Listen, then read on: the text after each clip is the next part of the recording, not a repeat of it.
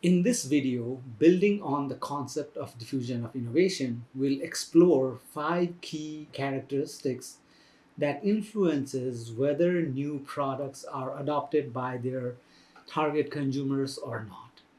Now, according to Everett Rogers, who wrote the seminal book on diffusion of innovation, the 5 key traits or characteristics that determine the diffusion of innovation of a new product is relative advantage, compatibility, simplicity or less complexity, trialability, and observability. He states that innovations that are perceived by the consumers as having these qualities will be adopted more rapidly than other innovations. The first factor we will be discussing is relative advantage. Relative advantage is the degree to which a product is seen to be better than the product it replaces. Now, if the new product has a relative advantage over its predecessor, then it is very likely that the new product will be adopted as consumers realize the benefits of switching from the old to the new product. For example, let's take the electric bike. An electric bike clearly demonstrates a relative advantage over traditional bicycles. It retains all the core features of a standard bike while adding the ability to operate on electric power. If you tire of pedaling like me, then you can switch to electric assistant to ascend hills, accelerate, or conserve energy. Now, these enhanced capabilities create a distinct advantage for electric bikes compared to their non-electric counterparts. Similarly, when we look at smartphones, when they were first introduced, they offered significant relative advantage over the non-smart predecessors like the flip phones. Now, beyond basic calling and texting, they provided internet access, apps, and touchscreen interfaces, features that redefined user expectations. These leaps in functionality drove rapid adoption amongst the consumers as they realized the added benefits of this device over traditional devices. The next factor now we are going to cover here in no particular order is compatibility.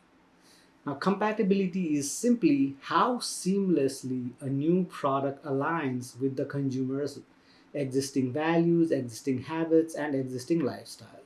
The more compatible a product is with my existing behavior, my beliefs, my attitudes, and my infrastructure, like my house or the road that I go on, the faster it is likely to be adopted. Now, take the electric bike as an example again. Now, it maintains compatibility with traditional biking in terms of infrastructure because I can still use the same bike lanes, I can still use the same parking racks, as well as in terms of my own habits such as pedaling the bike, commuting to my office.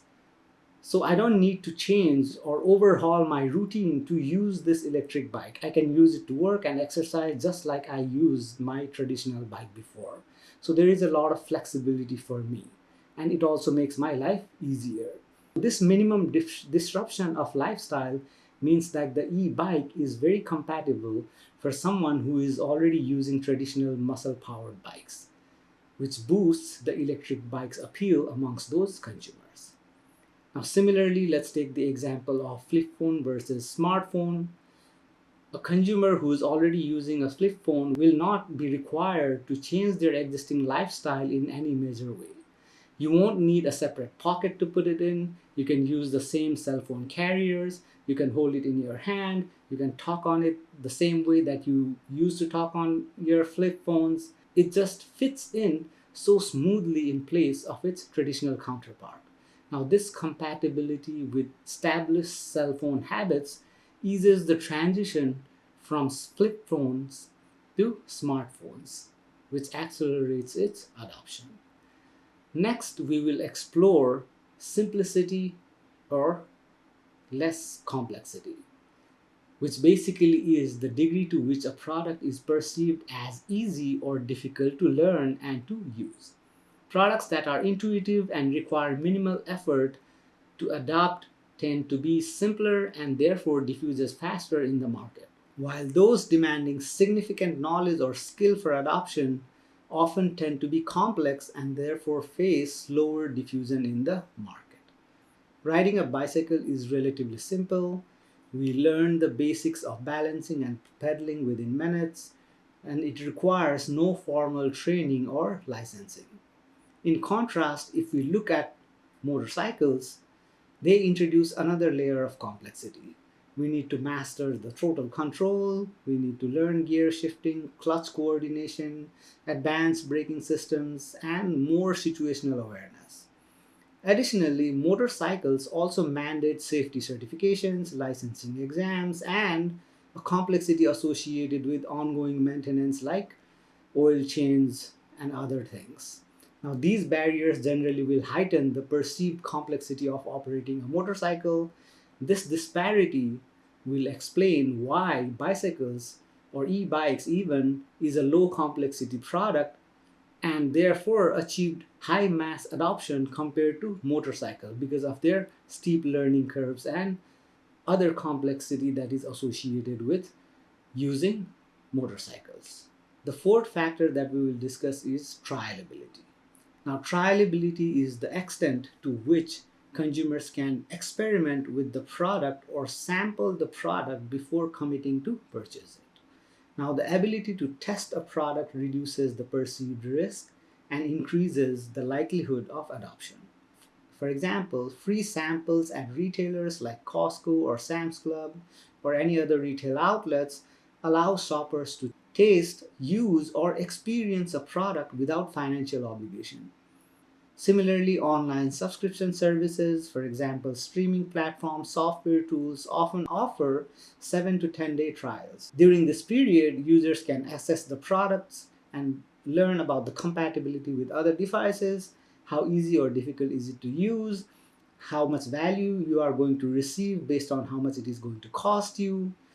Now, this try before you buy model empowers consumers to validate a product's fit with their preferences, lowering barriers to adoption. The higher the trialability, the faster an innovation can spread in the market. Finally, we will examine observability. How visibly a product's benefits are perceived by the users and potential adopters.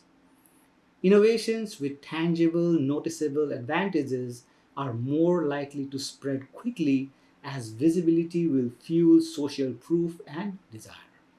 Take the electric bike example again.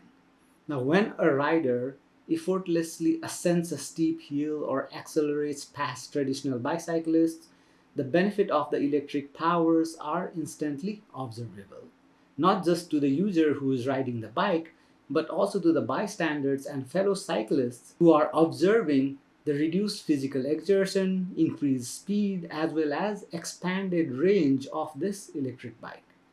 This visibility or observability sparks curiosity and reinforces the e-bike's value amongst the consumers, which in turn will lead to a quicker adoption. Now, similarly, if we look at the smartphones gain traction primarily due to their high observability of benefits. Early adopters who were using touchscreens, apps, or internet browsing in public showcased clear advantages of the smartphone over the basic phones.